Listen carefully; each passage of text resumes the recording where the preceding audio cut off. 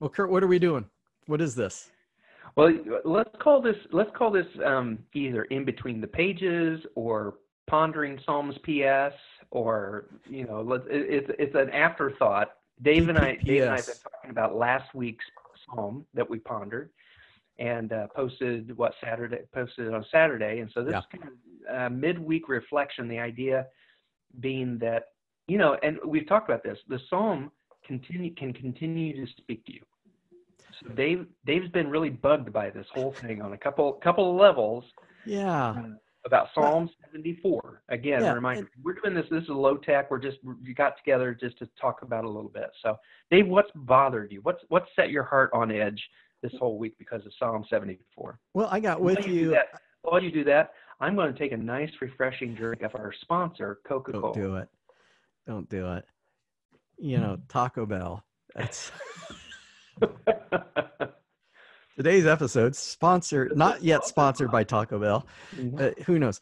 No, I got with you on Sunday because we read the same psalm every day. I start on Monday and I read through Sunday. So Sunday's my last day. So we recorded on Saturday, and then Sunday I read Psalm 74 again. And I'm not sure what it was, but all of a sudden, this whole sense of this deep sadness over this psalmist seeing all the places of worship destroyed just hit me, unlike it had through the rest of the week. I think on Saturday I said, this guy, lots of laments, lots of complaining in the Psalms that we've read so far from him. Quite a complainer is what you actually said. Yeah.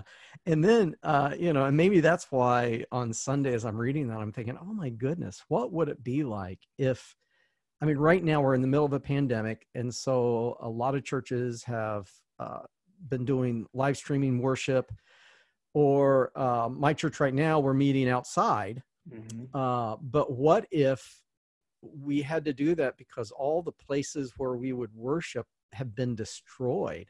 Just annihilated. He talked about the city being destroyed, which is bad enough, but the places of worship were just gone. And, during the pandemic, we've had to kind of distance ourselves from our places of worship, but they're not destroyed. Right. We know one day we can go back. He doesn't know when they'll be back. And so it just kind of hit me. And I thought, well, maybe we can edit this in. And you said, no, why don't we do kind of an addendum? Yeah. And I think you wanted to call it places where David was wrong, but I that just doesn't roll off the tongue. I don't think it's that. I think, like if we had read this we did read this 3 years before on August 5th, 2017. 1973. And it didn't speak to us in the same way. Yeah. And I think that's really, for me, one of the big takeaways on this practice is that what you read 6 days in a row may say something, and then on the seventh day, a whole new window opens to what that means. And I think, we even in our small group as we've met, we keep talking about the day when we can all just sit beside each other in the church and sing. And who knows when that'll be? Maybe that'll be a couple of years from now, before we can take masks off and sing to each other or sing to God with each other. And so maybe it'll be a while. And so that, in this, there's not insurance, right? Where you go, oh well, we'll just file a claim, and then State Farm is there, another sponsor of Pondering Psalms, and they're there to make everything better, like a good neighbor. They don't have that here. Yeah. And so we're living. I saw a video this just yesterday. I think these two cousins, best friends in the world. They're like maybe 7, 8 years old. Okay. Haven't been able to spend time together for the last 2.5 months. And when they finally hugged, it was that awkward kid kind of hug. And then they started laughing. And then the grief began to pour out of them. And they just wept. It was beautiful. And I think we're going to have that same kind of experience where suddenly we're with each other again, and the grief of the separation will be there. I think that's what Asaph is writing about. Yeah. Yeah. That grief. Yeah. Because it's one of the Psalms where there isn't really much good. There isn't like all of a sudden this turning and it's like, but my eyes are on you or anything like that. It's like, come on, God, arise. And so I think some of us probably find ourselves in that place now, looking to get back to our churches. One thing I've discovered in worshiping outside, I've discovered two things. And we've done it twice. Tomorrow's going to be our third time. But people seem to enjoy worshiping outside. That's one thing. The other thing is it takes a lot of pressure off of me, because even though I know I'm not supposed to, you want it to be good, good, bad work, you want it to be good. But I told someone, they said, oh, it's such a great service. I said, you know what? We got together today for the first time in a long time. I could have done anything. It could have been horrible and it still would have been great because we're with one another. And I really had that sense that it wasn't so much about, the songs or the sermon or, what we're doing. It's the fact that the community of faith was gathered together again. And so it took some of that.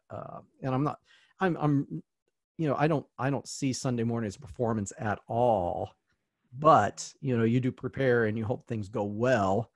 And really, it was awkward outside because we had never done it like this. And we had a flat bed and you went up and came down and it, was disjointed. And some of the things that I try to pay attention to on a normal Sunday, all that went out the window. And you know what? People are like, this was fantastic because we were together. Yeah. Because we were together. Yeah. Sound quality doesn't matter. You've got a brand new sound system in your sanctuary that's never been used.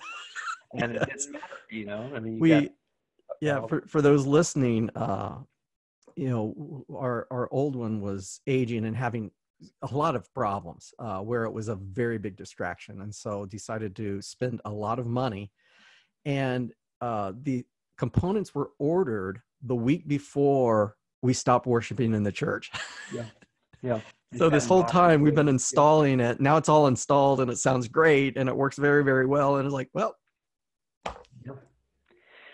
Well, thanks again for anybody who listened in. I hope as anybody who's listening, I hope as you're thinking about your own lives, separation from your kids or separation from your parents, separation from your friends, that you will read this Psalm 74 with that understanding that the biblical story is one of pain and one of restoration.